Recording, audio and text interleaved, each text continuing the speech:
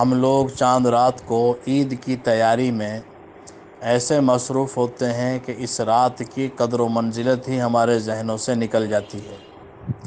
یہ رات رمضان کی تمام راتوں میں سب سے افضل رات ہے۔ حضور صلی اللہ علیہ وسلم نے فرمایا کہ اللہ رب العزت اس رات میں قبیلہ بنو کلب کی بکریوں سے زیادہ جہنمیوں کو آزاد فرماتے ہیں۔ یہ قبیلہ ایسا تھا عرب میں کہ جن کے ہاں بہت زیادہ بکریاں پائی جاتی تھیں۔